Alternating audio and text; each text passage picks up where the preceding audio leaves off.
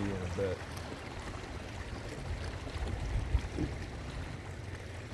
That's another thing about my new job is I don't think I'm going to have a lot of meetings doing night shift at Walmart. I just go in, do my job, there's no customers except for the first and the last hour of my shift.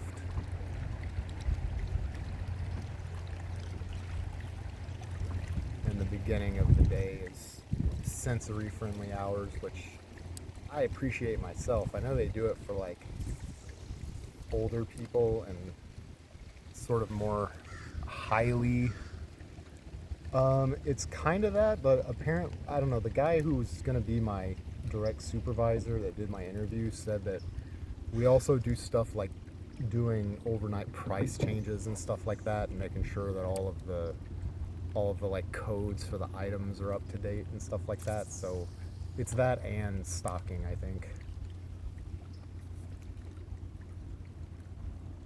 It's not really what I saw myself doing, but it's a tough world to live in right now.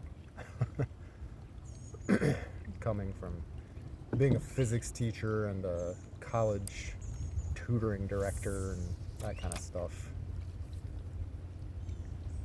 I love teaching,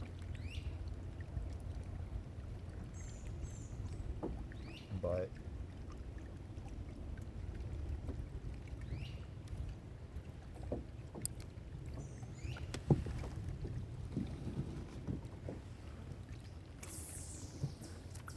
yeah, I don't know. It's just like for me, I don't know, something about physics sort of, I don't know, not like came naturally. It's like, it's not like, oh, I just completely understand something the first time I saw it, but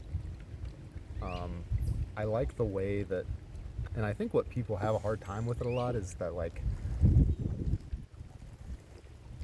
they come to it thinking that like, I don't know, in a lot of math classes, it's like, they teach you a topic and then they're like, here's some problems that you can solve with this, and they show you some like some general approaches to solving problems.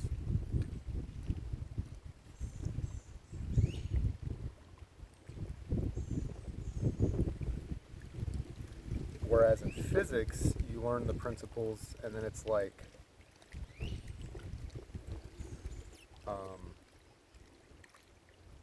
you'll see some examples, but usually you end up having to solve problems that like you haven't really seen clear examples of before, and you can actually you can like make assumptions about things in physics, and as long as you're clear about what your assumptions are, like my professors would always still give you credit even if like your answer was a little bit off.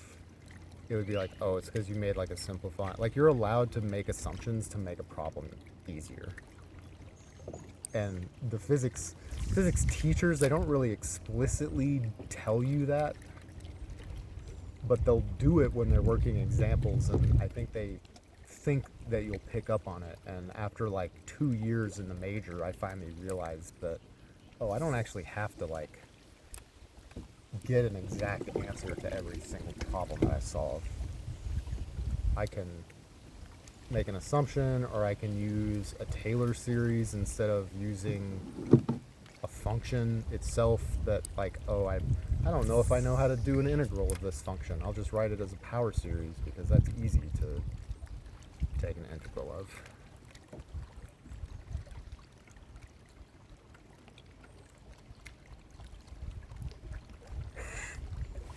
A bluegill about as long as this bait grabbed onto the tail.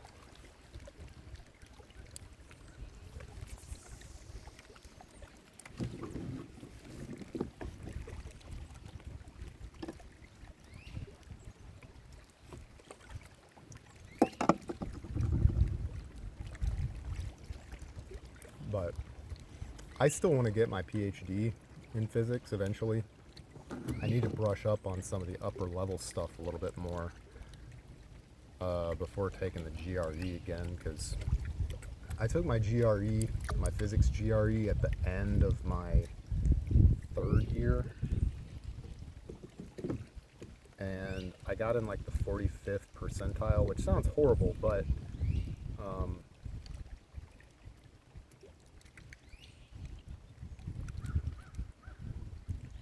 there was a lot of stuff that I still hadn't like seen in my courses yet, like both courses I was in at the end of my junior year and then like courses like the week after I took the GRE. In 2 of my classes I learned stuff that I was like, wow, I wish I'd known that when I took the GRE, because I would have gotten like 5 more questions correct.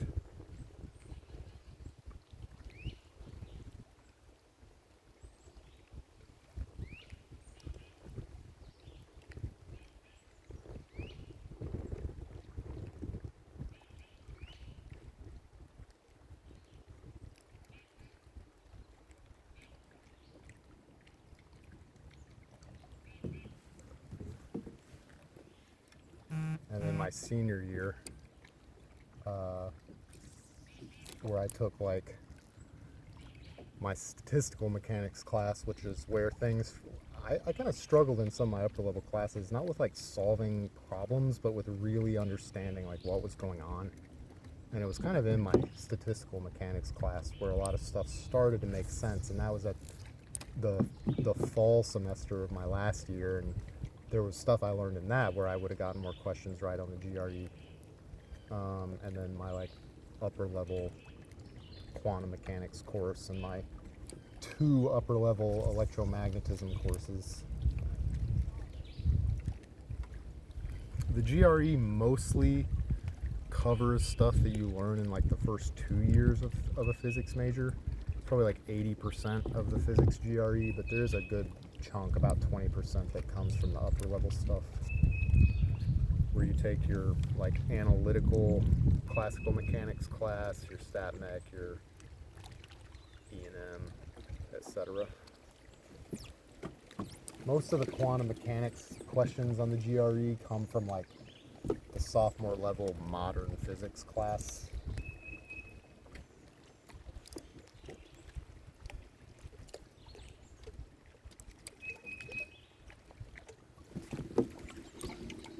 And most of the upper level questions are only for like classical mechanics.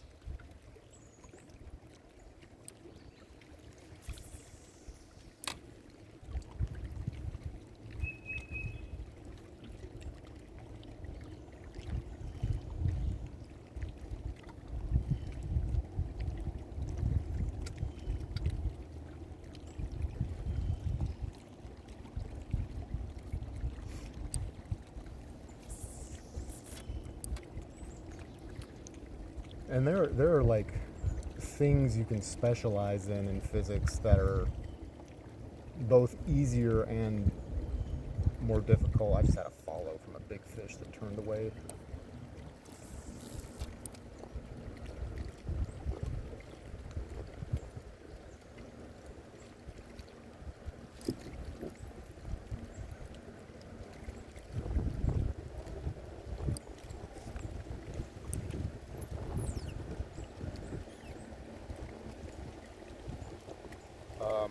But tutoring in physics and teaching it has helped me stay really up to date on, you know, the stuff that you learn in the first half of a physics major.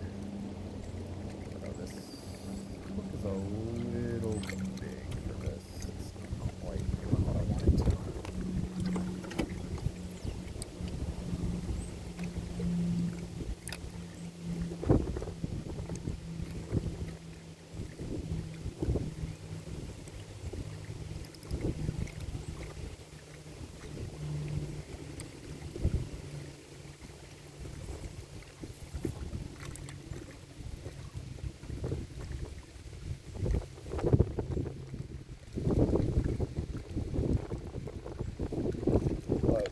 That's the thing, like,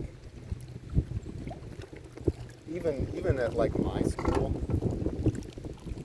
where all of the physics professors are, you know, PhDs, it was still only a couple of them that would actually teach the upper level classes. Like, all of the newer people at the school are just teaching like the intro, like first 2-year courses. They have to like earn the privilege to teach the stuff that they think is really fun, but it's a nightmare for the students at the time.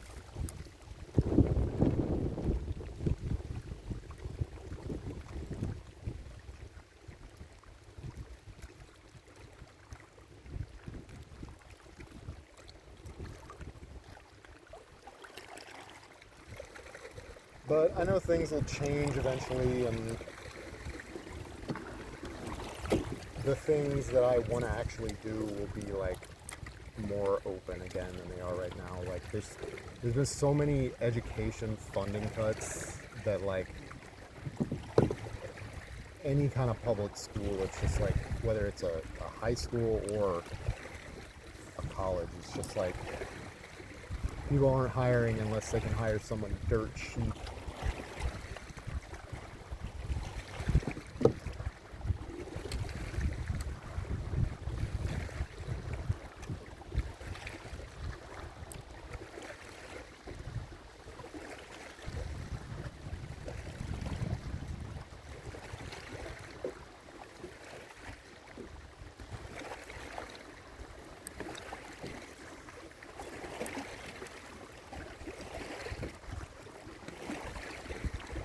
Whereas like a place like Walmart, they're kind of always hiring, I guess, because they have a lot of turnover, like people that start and they're like, wow, I hate this. But I don't know. I did work at Kroger once during like a day shift. I'd do morning shift sometimes, and then I'd do like second shift. I usually either did the 5 a.m. start at like you come in before the store opens. I worked in the deli when I worked at Grote though, so I only did deli stuff for the most part.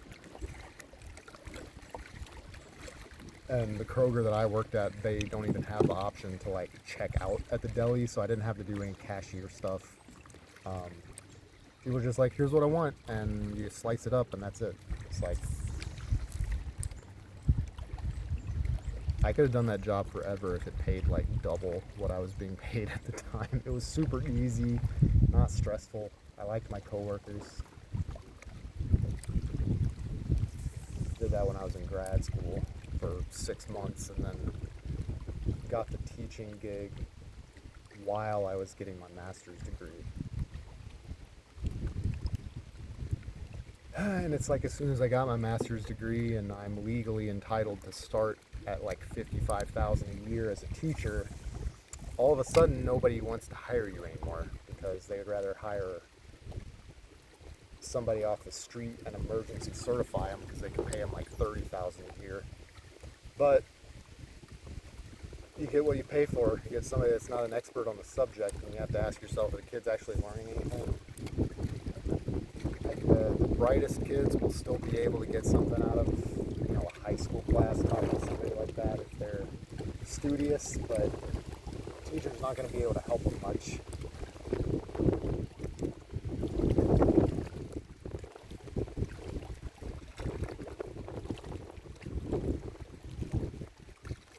Also, I got quickly disconnected and reconnected, so hopefully chat is still working. I don't know if it's chat or just like I'm yapping and nobody's here. Oh, we got some lurkers.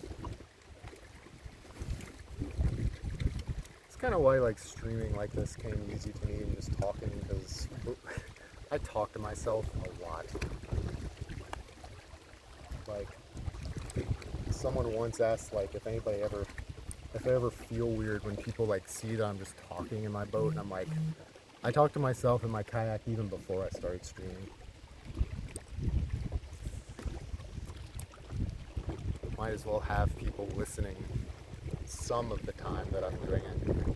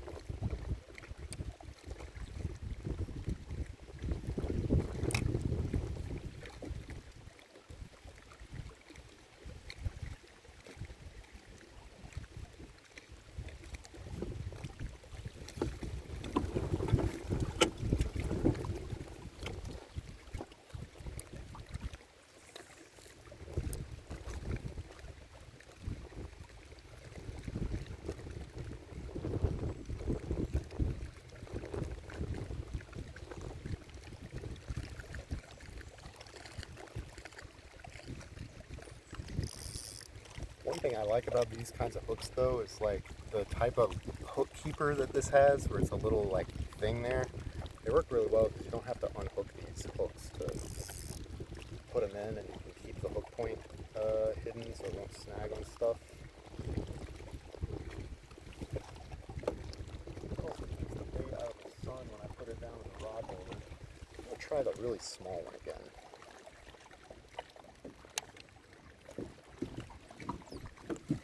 So I've had the most bites on this today.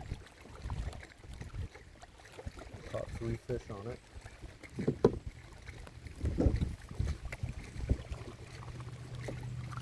And you know, it's kind of funny because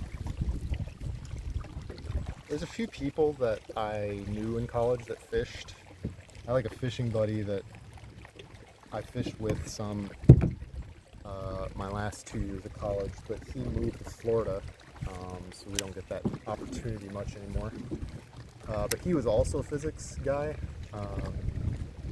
or he was in a lot of my classes, but he was an engineering major.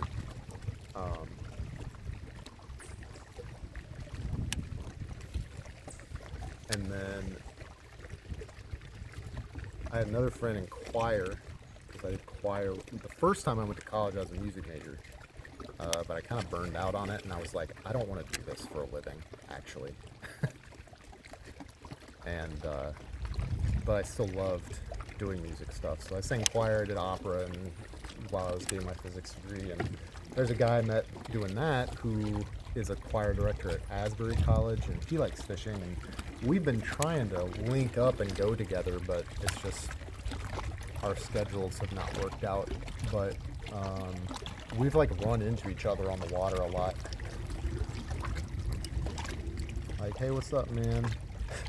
Here we are, both fishing alone when we could be fishing together.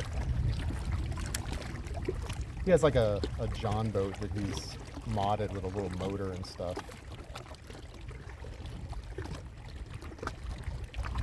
He has like a makeshift live well so he can fish in like weeknight tournaments. The person that I fish with the most is my dad, actually.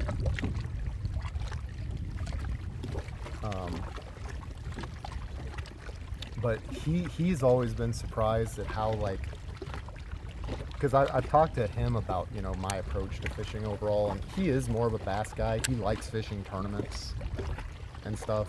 I've done kayak tournaments before and decided it wasn't really for me. I don't like fishing with pressure all that much.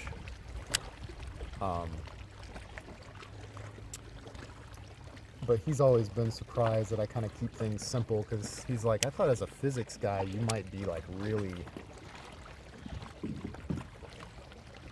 thinking hard about everything you do, and I was like, nah, I keep things pretty simple.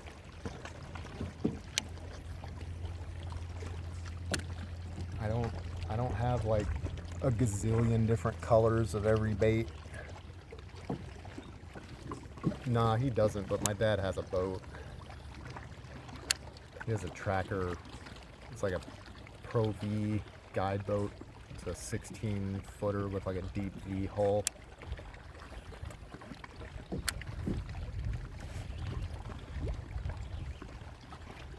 We used to, he and I would go out on a canoe some, but as he got older and less steady on his feet and so on, just like getting into the kayaks or into a canoe was sort of a pain. So when my uncle retired, he sold